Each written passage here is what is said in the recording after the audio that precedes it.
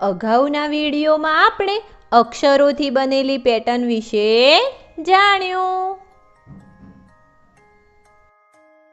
આ વિડીયોમાં આપેલ કેટલીક બીજી અનોખી અક્ષરોથી બનેલી પેટર્ન વિશે જાણીશું. ભોલો શાળાએથી ઘરે પાછો ફરી રહ્યો હતો. રસ્તામાં તેણે એક ચમકદાર વસ્તુ જોઈ. જ્યારે તેણે નજીક જઈને જોયું તો તેને આવી રીતની એક પેન મળી. ભોલો તેને તેની સાથે પોતાના ઘરે લઈ આવ્યો. જ્યારે ભોલાએ તે પેનથી લખવાનો પ્રયત્ન કર્યો ત્યારે અચાનક તે પેન પોતાની મેળે લખવા લાગી. ભોલાએ જોયું કે તે જાદુઈ પેને આ રીતની એક અક્ષરોની બનેલી પેટર્ન લખી.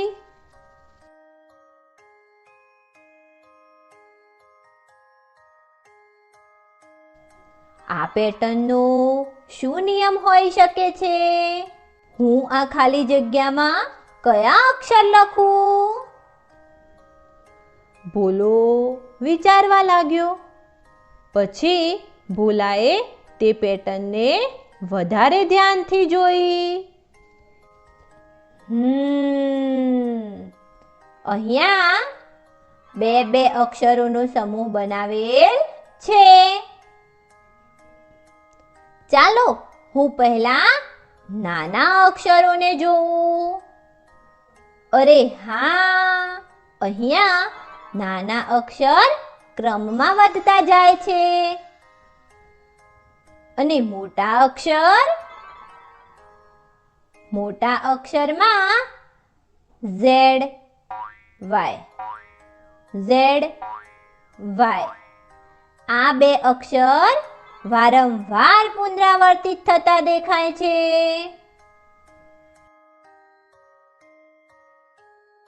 તો આ પેટર્નના આગળના બે અક્ષરોની જોડીમાં નાનો અક્ષર હશે ઈની આગળનો અક્ષર એફ અને મોટો અક્ષર હશે ઝેડ પછી પુનરાવર્તિત થયેલ વાય. ભોલાએ ઝડપથી તે જાદુઈ પેનથી ખાલી જગ્યામાં એફ વાય આ અક્ષર લખી દીધા. ભોલાએ જેવી જ પેટર્નની ખાલી જગ્યાઓ ભરી બધા જ અક્ષર ચોકલેટ બની ગયા. ભોલો ખુશ થઈ ગયો. હવે એકવાર ફરીથી જાદુઈ પેન પોતાની મેળે લખવા લાગી.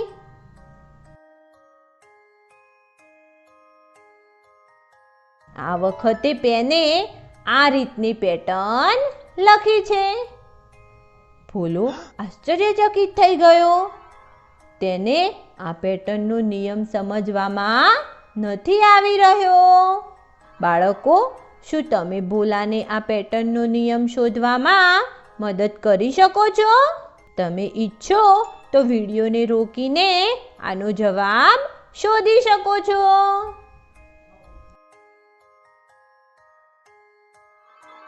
જો આપણે આ પેટર્નને ધ્યાનથી જોઈશું તો મેળવીશું કે દરેક વખતે જ્યારે અક્ષરોનું પુનરાવર્તન કરવામાં આવે છે તેમાં આગળનો અક્ષર ઉમેરાતો જાય છે.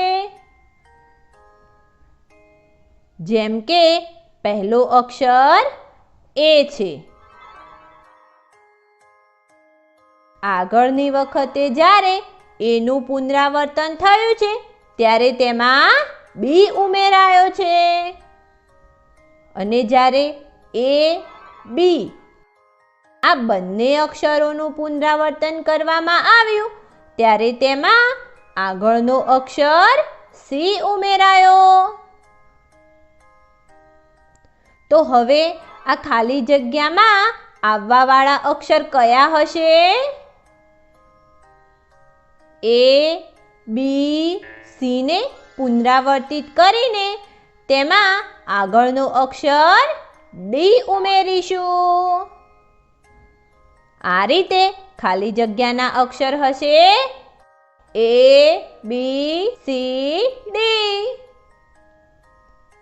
ભોલાએ પણ તમારી મદદથી ખાલી જગ્યામાં આવવાવાળા અક્ષરને લખી દીધા.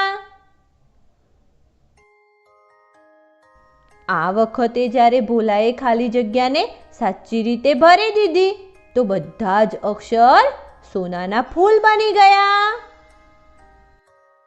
ભોલાને તેની આંખો પર વિશ્વાસ જ ના થતો હતો. હવે પેને આ રીતની પેટર્ન લખી. અરે, મેં આ પેટર્નનો નિયમ ઓળખી લીધો.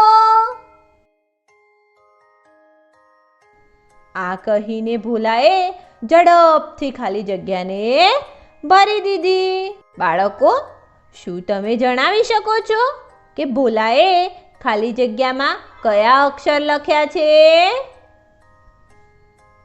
અહીંયા અક્ષર ક્રમમાં લખેલા છે અને દરેક વખતે જ્યારે અક્ષર પેટર્નમાં ઉમેરવામાં આવે છે તે અક્ષર જેટલી વખત પુનરાવર્તિત થાય છે તે સંખ્યા પણ એક અંકથી વધતી જાય છે. જેમ કે પહેલો અક્ષર A ફક્ત એક જ વખત લખવામાં આવેલ છે, જ્યારે કે બીજો અક્ષર B 2 વખત લખવામાં આવેલ છે.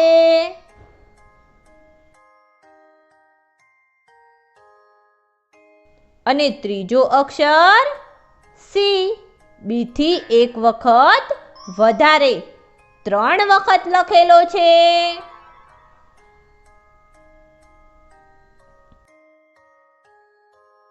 આવી રીતે ખાલી જગ્યામાં આવવાવાળા અક્ષર D કેટલી વખત પુનરાવર્તિત કરવામાં આવશે?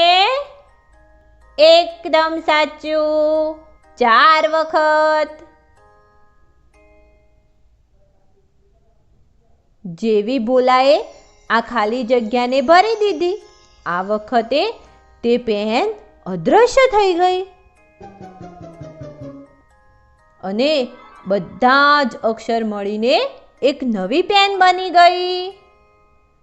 જ્યારે ભોલાએ તે નવી પેન જોઈ તો તેના પર લખ્યું હતું, જ્ઞાન વહેંચવાથી વધે છે. ભોલો પેન પર લખેલ સંદેશાને સમજી ગયો અને તરત પોતાના મિત્રોને અક્ષરોથી બનેલી પેટર્ન વિશે જણાવવા નીકળી પડ્યો.